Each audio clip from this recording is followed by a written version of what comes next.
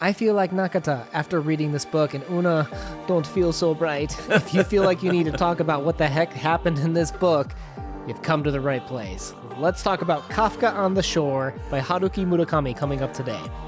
I don't think I want to know. I want to be, I want to revel in my blunder. I don't know what to call it. My stupor. My stupor. Yes, I'm happy in my stupor on this one. Guys, if you've been here before, welcome back. And if this is your first time, we think literature is something that everybody deserves to have a discussion and talk about afterwards. And boy, is this the book for that, guys. If you're down for a conversational approach, and thank you to all of our patrons who have supported us on this journey, guys, hit that subscribe button down below. My name is Una. Welcome. I'm Crypto. Are we the same? We're like two people heading towards the same path. And you're my dream version of me. Who knows? Let's start off with publication and context information on the book and author. Kafka on the Shore was published September 12th, 2002, and our version was translated by Philip Gabriel. So who was this author? On a day in 1978 at a baseball game, he just up and decided, you know what? I'm going to be an author. And in less than a year, had a book published, believe it or not. That's some gumption right there. Wow. So Haruki Murakami is a contemporary Japanese author listed in Time magazine as one of the most 100 influential people in the world. I believe it. And when he participated in a 2008 New Yorker festival, tickets sold out in minutes, with fans claiming to have flown from New York, from Japan, Korea, Australia to see him in person. We'll put a link down below for some of these news articles that we're going to be referring throughout today. While this book was published in 2002, he hasn't published a ton since then. So do you view this as like later? Murakami, is this kind of in the midpoint? It's kind of interesting where this book falls, but one thing that is not disputed is it's a lot of fan favorites for Murakami's novels. I could see that. I obviously haven't read all of his novels to have a, wealth of knowledge to compare to, but this is something special. So how do we describe this book? Right. First, there's, when people say a book was easy to read or pleasurable to read, like, what do they mean? Like, it's always hard to describe this. But I loved in the beginning when they were talking about in the town of deleted and country deleted. And it's just like repeated a couple times. The writing is just very hypnotic. It's easy to consume. And it's just a very pleasurable read just from the straight words. There's just something about the way that Murakami writes. You feel in the scene sometimes. For me, it was also the pacing. That's something that I talk about occasionally when we look at novels, not maybe as relevant in a short story like we cover often, but for a book, I think pacing is very, very important. And here, I love the back and forth and the uniqueness of the writing style from chapter to chapter, switching back and forth between characters. That is what really drove me through this book and made it, quote, easy for me to consume and enjoy. And it's very engaging, too, right? You're like, whoa, I want to find out what happens next. But then you jump to the other character, and normally you're like, oh, well, I wanted to find out what happens. But then sometimes these stories are so closely connected, you're like, wait, what's going on here? And it's just very easy to find yourself being like, well, I got to find out what's going on next. But at the same time, while the writing is easy and the pacing is great and it's very engaging, it's very mind-boggling, some of the concepts that he throws at you as a reader. He really expects a lot out of you because I think there's just like a masterclass of allusions in this story. Like you've got references to Greek tales, to Oedipus, to Shakespeare, to these philosophers like Hegel and Henri Bergson. Like he really throws a ton at you and just keeps chucking it at you. And he's not concerned about, like whether you're keeping up because he just keeps going with it. I think this is definitely one for, I don't necessarily a mature audience because I think there's that as well, some mature aspects to the story. But I think a well-read audience was kind of my feel that if I hadn't had some of that background knowledge, I would have struggled or maybe not enjoyed this story as much if I'd read it younger before knowing some of this information. But also as well, I think in my feel of reading this book, I was juggling a chainsaw, a hammer, and an egg all at the same time while blindfolded. It's kind of how I felt, but I enjoyed it because I love the thrill. I love the ride through the story in this. It had a lot of gravitas. Mm-hmm. Yeah, and it's, to me, the characters are just the beating heart right? You had really memorable characters, I would say, with Nakata, who is this old man, and you start out with this mystery, and all of a sudden he's not so bright, but hey, he can talk to cats. Like he's like the Ace Ventura of pet detectives. Looking around for these different pets in town. That's like, perfect. Hey man, I'm looking for Gomu. You seen him? And it's just really engaging. And also I would say it's easy to relate to him because he feels alienated, right? Like these things set him apart from society. And I think that's why a lot of people might be connecting with Nakata as kind of like the adorable guy you just want to kind of give a hug and say, oh yeah, I saw that cat down on the street. Let me help you out, Ace. I think a lot of times most of us can relate to crazy because we have been there at one point in time, at least as an middle-aged man now. Well, and then the other character, Kafka, is just as enthralling, where he's told this prophecy as a young boy, and he runs away because he gets the Oedipus prophecy. He's going to kill his father, and he's going to be with his mother and his sister. And he just becomes obsessed with it and starts worrying about it. And he, much like many young people, are worried about their future and can they control it? And that's where that concept of fate comes in. That's just woven, to me. Murakami has even said, like, well, fate's just one of the things in there. And I'm like, well, I don't know, man. Maybe it's just the way I read this, but fate was like the main thing in there that I was just so engaged in finding out. Is there fate? Are these characters controlling their future? And what does it mean to know what your future is and to continue towards it? I'm glad you brought that up, that felt one of the central points to the story for you. And I think the story can be openly interpreted many ways, because for me, it was the duality of the story. The two different characters on these very similar but very different journeys, the odd chapters being Kafka and Nakata being the even ones, and back and forth, back and forth. And I'm not sure maybe who is real, who is not real. That is what I felt was the essence to the story. Well, you had the light and the dark, the consciousness, the unconsciousness. You had a lot of duality in this story. And it's kind of reminded me a little bit of Star Wars, don't you think? Oh, yeah, for sure, right? So for me, I feel like that this story didn't give me midichlorians, and I was happier for that. You know, in Star Wars, George Lucas over-explained the Force and took some of the magic away from the Force, where in this story, they don't give you that. And that magical realism, that magical fantasy kept me on this high through the whole book. And that is a wonderful feeling. And I think that's what made this book so special. Right. So what are you getting with this book? You're getting the surrealism. You're getting that concept of fate. What can we control? There's alienation, like we talked a little bit with Nakata, and what allows someone to fit in. Maybe even a little bit of Kafka exploring that as well. But also sexuality is something that's explored a lot. And we read this with our friend Jack, the Rambling Raconteur, who is an amazing person to read this book with. He's already pushed out his video, and I will leave a link in the description doobly-doo down below. But what he covers more is kind of like that concept of sexuality and how he does hit you in the face with it. I did a little bit of research, and I read this article where the quote is, "The sexuality is rooted in 60s promiscuity," explained Ginny Takemori, translator of Sayaka Murata's best-selling Convenience Store Woman. "Along with promiscuity comes spiritual and emotional emptiness. This is the heart of Murakami's works, the theme of alienation." And wow, does that not summarize it way better than I ever could? So again, check out Jack's video. I'll put a link where this article came from, and even I'll put a link down below where I read an interview with Murakami and a feminist where he talks about how he uses women, and I'll let him kind of explain it from there down below. But that is something that is present in all of Murakami's work, so make sure you check those things out too before you decide if it's for you. For me personally, you know that I'm sometimes kind of prudish about those things in books, but this one doesn't feel like it is tacky. It feels like after we discussed it, that it did have a purpose. It is serving that, Oedipus. It is serving that idea of growth of Kafka.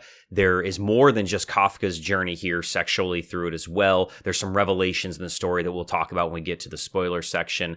But I don't think that it's done distastefully, and that's something to note. But you should be aware of it when getting into this book. There is some stuff that is, maybe you should be 17 or older, or talk with your parents, if you're a younger reader, before jumping on this, because you hear that there's a guy that talks to cats and you talk to cats, and there is more. So please be aware of that before getting into this book. So in our final part about the spoiler-free section, I would just love to touch on one more thing, which is something a writing teacher kind of instructed me of in college.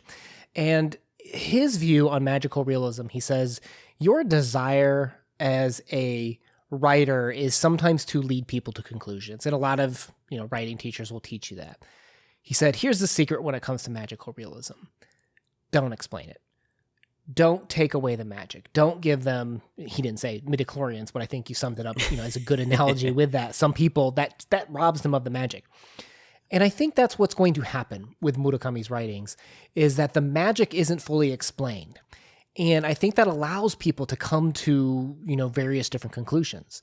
Whether you think it's commentary on the sexual awakening of this main character, whether you think there's spirit projection and how the characters are moving in between bodies, whether you think there's a dreamscape. They even mentioned dreamscape in the story too. He allows you to explore of, is part of this real? Is some of this kind of made up? You can come to a lot of different conclusions. And just because someone offers an option for you and you don't agree with it, doesn't mean that they're wrong. That's magical realism. That's the point of this not being explained, is we can all resonate with it because we all have different experiences in life and can see different perspectives. That is the great allure of literature, right? Is the fact that you can read something, I can read something, and we can come to a consensus of shared, ideas, but sometimes we've come to shared ideas from different paths. Sometimes we've disagreed on things. And sometimes you have to be okay with some literature just being what it is. And we try to help you, but it doesn't mean that we're right. It doesn't mean we're wrong. It just means that's what we think. So a quote from Murakami himself before we jump into our discussion here. For me, writing a novel is like having a dream. Writing a novel lets me intentionally dream while I'm still awake. I can continue yesterday's dream today, something you can't normally do in everyday life.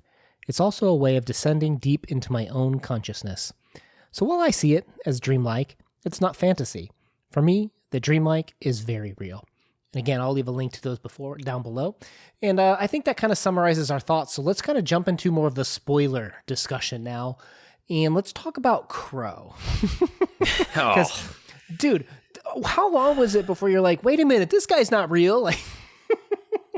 I think halfway through the book that I was like, wait a minute, the crow is an imaginary friend? Is this Santa Claus? Is this what? No. Yeah. No. I actually wrote it down in chapter 9 and 10 because I sent a message to Jack where I was like, wait a minute, why is Crow suddenly with him when he ran away from home? And yeah, I think it was in 12 when I finally realized that Crow was fake. Do you remember what crows mean in Japanese culture as opposed to American culture? No. Have you told me before? Yeah, I think it was during one of our Akutagawa talks when we were doing either Rashomon or Inagro. I think it was Rashomon. Fertility? So Yatagarasu is the three-legged crow, basically, and it's meant to represent divine guidance. The gods, the Shinto gods, they're showing the way, if you will. And that's kind of maybe a little bit of Crow's experience, right? He's prodding Kafka, like he's kind of like the aggressive version that Kafka suppresses, maybe. And maybe this is a little bit of a coming-of-age tale, too. And Crow represents that divine guiding light of what's Kafka supposed to be. And that really does play into the idea of fate. It really doesn't matter what happens to Kafka. The hand of fate is guiding him, or a crow in this instance. And once I realized that the crow wasn't real, then it kind of started clicking into place. You're like, oh, there is a predetermined destination for poor Kafka, and I'm very nervous for when he gets there. I loved some of the quotes in the opening chapter, too. Sometimes fate is like a small sandstorm that keeps changing directions, but the sandstorm chases you. You turn again, but the storm adjusts. Over and over, you play this out like some ominous dance with death just before dawn. And I like this idea of fate being represented by this storm that sweeps you along. And we've seen this before, like your boy Pushkin, right? We did the Blizzard by him, who also uses nature as this external force pushing someone along. And later on, we meet a very southern gentleman in this book, Colonel Sanders. Colonel Sanders. And he's just very straight, like, I'm a concept. I make sure things happen that are supposed to happen. Like, to me, I kind of assign some of the ideas of fate, even with Colonel Sanders, who's making sure the characters are going towards the path that they're in the Greek view of fate, where there's a straight line and you will end up at that point. He kind of represents that, making sure that these characters end up at that point. So 2 things real quick. Did you feel like, and you don't have to answer this immediately, that Kafka kept going to his fate being a curse or something negative? And we can discuss that. But also, did you feel like that Colonel Sanders was breaking the fourth wall? Like, if this was a movie, this is when Deadpool turns and starts talking to the camera, and you're like, wait, they just broke the fourth wall. Like, they're not supposed to do that. That's like really what I felt like Colonel Sanders was a complete break of the fourth wall. Well, it's like he gave us an insider's view of Murakami himself, right? Like, yes, hey, yes. I'm making sure this is what's kind of happening, man. Like, and he was kind of hysterical, kind of random a little bit in a sense, like very sexually open compared to Kafka, who's very repressed. And then there's Nakata, who has no drive whatsoever. You had a lot of the spectrum in the story for what is ultimately a very, I feel like, representative story. Like, kind of like Oshino was another thing that was kind of interesting. So, we talked earlier that, he had an interview with Mieko Kawakami about, she's a feminist. We've covered her on this channel, and we've got, I think I Want to Do Heaven at some point. But she's interviewing him and talking to him about his views of sexuality and opening up and stuff like that. And I can't help but wonder if Murakami is constantly like criticized for how he uses sex in stories, right? And I couldn't help but feel the 2 inspector women that came to like the library were like his past critics. Like, this is the things that they say to him. And I'm like, oh, he's just kind of like bringing that right into the novel. Like, I kind of like the Colonel Sanders, like things just coming into the novel. I saw that. And then all of a sudden he just flips my expectations with Oshino. Right. Oshino comes out saying that he's transgender, that he's gay. It was very interesting the way that just dropped, and that just changed all my understanding of the previous moments with Oshino in the story, where I had to reevaluate my expectations, which is what I thought Murakami was kind of inviting us to do on how he uses characters and how he uses things in stories. I do want to talk about that in just a second, but I would criticize him for just using the random food that he must be eating when he is writing. So you imagine him, right? He's on his typewriter or his word processor, because he was probably writing this, back in 1998 or something. And he looks over and there's a rice bowl. So it becomes the rice bowl incident. And then one day he's having Kentucky Fried Chicken. And so it's Colonel Sanders on the side of the box. And like, if he'd had McDonald's, it would have been Ron, would have been one of the guys' names, right? Well, it would have been Kafka and Ron. and maybe, who knows, like we talked about earlier, he got his inspiration to writing with the oh gosh, I don't know the name, the Chunichi or Chuinichi Dragons. I can't remember the name. Maybe he just likes that team. Maybe he just likes music, and maybe he just likes Kafka. Maybe he just likes cats. Like, he doesn't need a reason. He doesn't have to have a metaphor, even though everything's a metaphor. He could just throw things in there because he likes it. Like, it reminds me a little bit of Stephen King's writings a bit. Yeah. So back to your original point here. So I really think the duality of the story comes out through Oshino, where you have duality and you have the split between our soul, or who we think we are, and our actual bodies. And that's what really encapsulated the story. Is he defines a story. And I know that he's not the main character, but I think that for me, he embodied the major theme of this duality throughout the whole story, of even and odd being 2 different characters following their journeys, but somebody that is trapped in a body that they don't feel is what their essence or their soul really is. And I loved that.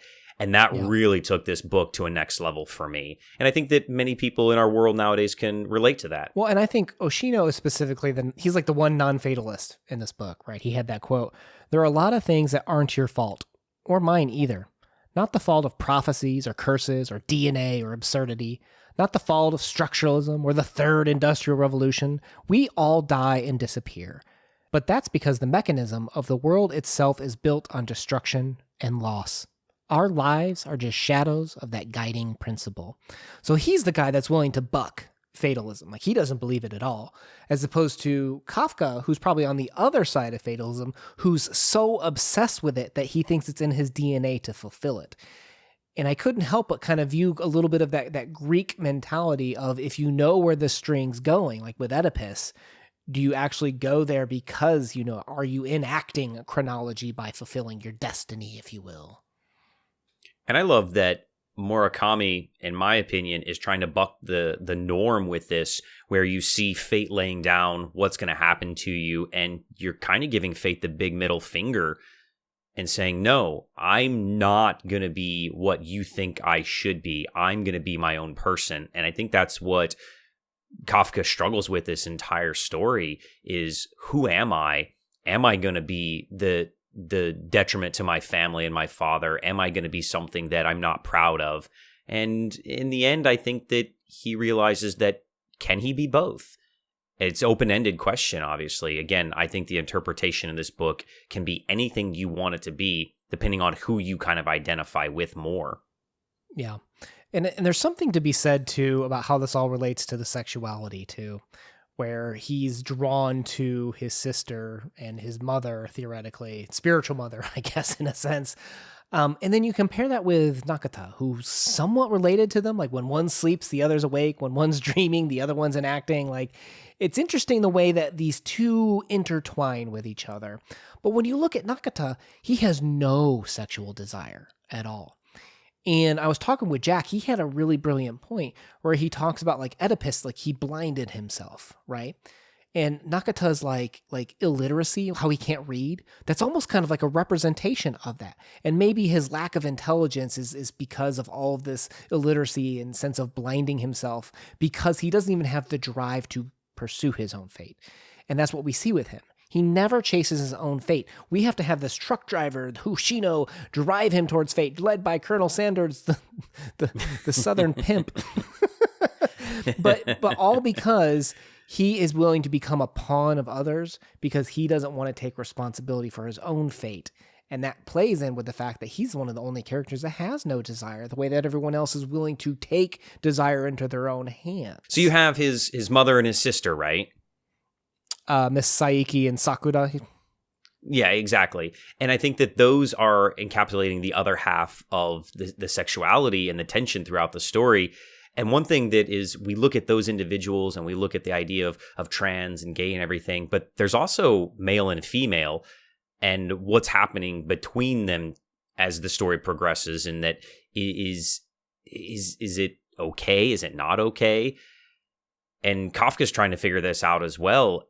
And I think for me, the story was trying to help you go through your own journey and saying, in the end, does it really matter as long as you're happy?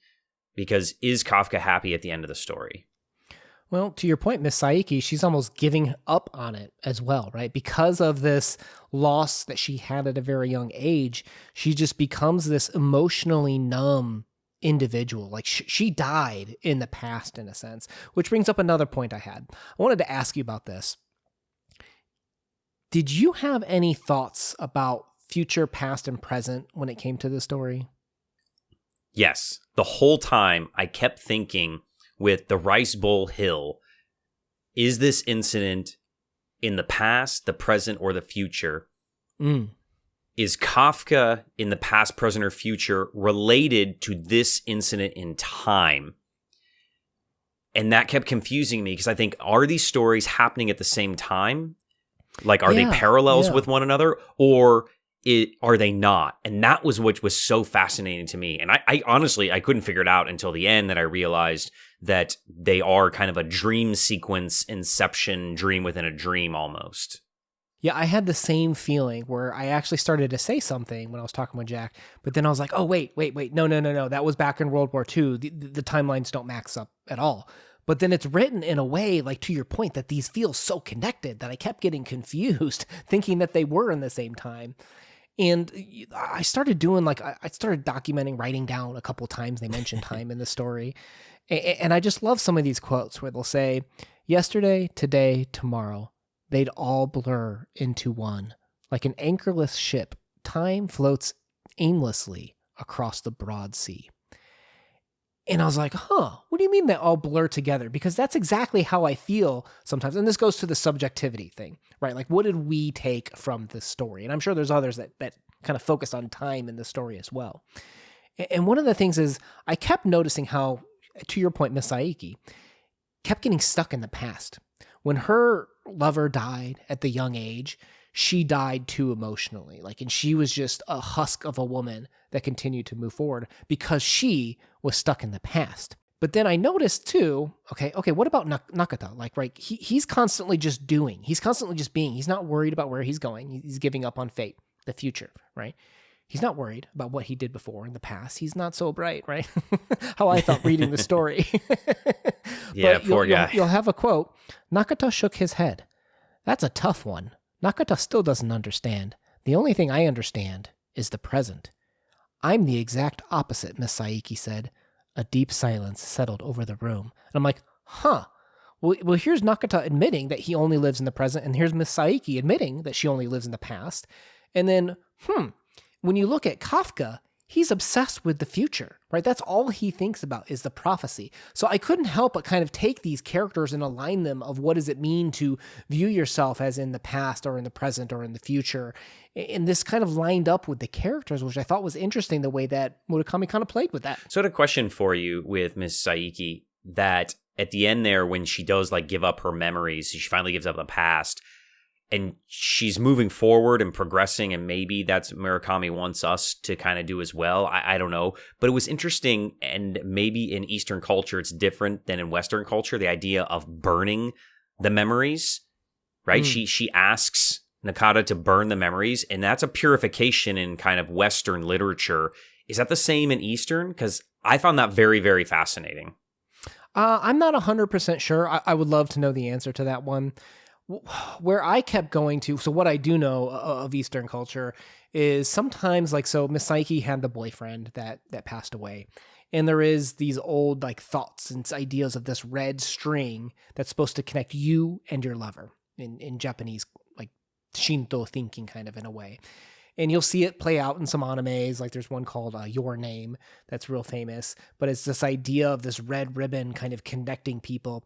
And I noticed that he also kind of, he being Murakami as an author, played with that and even some of the actually Western thinking too, and from a Greek perspective, where they talked about the symposium from Plato with the idea that humans used to be four-legged, four-armed, and two-headed, and they were so powerful. Like they'd move like a cartwheel spinning incredibly fast. And the gods became worried that we were becoming too powerful. So they split us in half. One part male, one part female. And what the idea is that we wanted to reconnect with our lovers, that we were constantly drawn, and loneliness was this thing that inflicted us. And again, there's that loneliness theme in this story. So that's why we're always looking for our lover, always wanting to connect. And sexuality is a big thing that brings us together in real life. And that's what this story, I think, kind of plays with, is that idea of what does it mean to want to connect with your lover? And Miss Saiki lost hers. Right, she lost her string was cut, and from like the symposium perspective, her lover died. So what does it mean when you don't have love? And that's when you're struck with loneliness from a Greek mythology too. So that kind of plays together pretty well, I thought. It plays together with my love of the duality in the story, right? That Kafka and Nakata could be the same person. One is super sexualized, one is zero sexualized, and that they've been split in half. I that kind of fits well too with it. I don't know. It's there's so much here. I don't see how you could say that this is the way it is definitively. At least I would argue with anybody that said you have to think it's this way, Crypto. Yeah. Well, in dreams begin responsibility. Right there, that was a quote that came up several times, and again, another allusion to poems and poetry and stuff like that. So we have all of these ideas of maybe Kafka did wish the death of his father, and maybe in dreams and these thoughts of wanting it to be enacted, and Nakata fulfilling that, like his dream persona, perhaps, if we do view the dreamscape part of this interpretation to be real, is how when you wish for something to be true and that becomes part of your responsibility, you become a part of the play, you become a part of the act. And I kind of saw a little bit of that, I felt like, with maybe what was happening with Johnny Walker, right? His father was an alcoholic, right? Like in the story, Kafka's father was an alcoholic. He was a sculptor. So again, molding the future, molding Kafka, again, part of like that Greek molding the future concept too. But he was an alcoholic. He was abusive. And I think that's what we kind of saw Johnny Walker be, this abusive guy named after alcohol. And so finally, and maybe in the dreamscape where he's free to do what he wants, we see how we murder him. Murdering the father for the sake of saving Ace Ventura's cats. So this is where I start to go into my philosophical jump into the Matrix mode, right? Which one of them is the dream sequence? Whatever Why do you hit think me with that. I'm okay. So here's where I'm gonna hurt your brain. Whatever you think it is, you watching at home, and you, Una, whatever one you think is the dream sequence. Mm-hmm. What if it's the opposite of what you think? How does that change the story for you? Right? I 100% of the time thought it was Nakata was the dream and Kafka was the person, the responsible. And now that you bring that up, I'm like, well, could I flip that? And I think I could, right? Like I could think that it's, well, maybe Nakata would have to be a little bit crazy chasing down Johnny Walker. But what if he is crazy? What if he has some type of mental illness or something? But that's the one that's also connected to the police in real life. And when he thinks that it's supposed to rain, and it does, he maybe is exerting a little bit more control than Kafka ever exerts control on his future, right? And that's when you're starting... Both dream that's when sequences. You're starting to hurt my brain. What if they're both dream sequences? Like they're a dream within a dream. Oh, all right. Oh. Let's wrap this up. We got to talk just real quick about music, right? Because I really like this one quote when they're talking about Beethoven and the idea about responsibility. Again, we have, by Beethoven's time, people thought it was important to express the ego. Earlier, when there was an absolute monarchy, this would have been considered improper, socially deviant behavior, and suppressed quite severely. Once the bourgeois came into power in the 19th century, however, that suppression came to an end and the individual ego was liberated to express itself. I really like that quote, particularly when we think about this maybe being a young man's journey of self-expression, of liberation, sexual liberation, how he's been repressed. And maybe at the end when we hit this forest, maybe this is him finally coming out. The forest could kind of be the cave from like a hero's journey perspective. They have to leave their current world. They have to leave their safety behind to become the person they need to succeed and to move forward. And I like this idea of suppression and how society can make us feel pressure to be suppressed and conform to a structure in the same way that music was. And then along comes the next generation of music that bounces back and pushes back against that and says, no, I have to express myself. I can't just conform to a structure. And I felt that played really well, not only with Kafka's journey, but also the story as a whole, right? We talk about the two chords, to your point about duality in the story, right? What does that mean that there was two chords that kind of like drove the story in the same way that there's two main characters that drive this book, Kafka on the Shore? I'm not sure exactly how my take on music, because, I'm very ignorant in that, but I feel like with your quote and a lot of the story, that your self-discovery and journey is isolation. When Kafka goes to the end of the story and he's in the cabin by himself and he's visited by his mother or a spirit or the dream world or Miss Saiki, whatever you think it is, I feel like that this is a journey that a lot of times we have to go on ourselves. And that isolation, that idea that it can't come from the outside, I think is kind of summed up beautifully of this personal relationship that a lot of us have with music and that you see at the end of this story. Indeed. Very powerful story. Our third Murakami will leave a playlist down below. I definitely will be scheduling more. And I've been told that, by Jack, he's got other ones that he likes even better than this story. Well, I'm like, well, I want to check those out, right? Yeah. So if you're down for more Murakami discussions, we'll leave a playlist down below. Let's move into our subjective wrap up and ratings. There's a lot to this story, man. A lot to digest. A lot coming at you really fast. Did it work for you? Just subjectively, not about the quality or what, obviously I think we've done justice to how layered this story is. How did this one hit you? Powerful. It hit me in the feels. It hit me in my chi, my soul, whatever. I question myself. I think about my life and my journey, the duality. I think about who I could be and who I am. It made me think. And to have so much deep information on kind of a plot that's been used since Greeks, and their philosophy.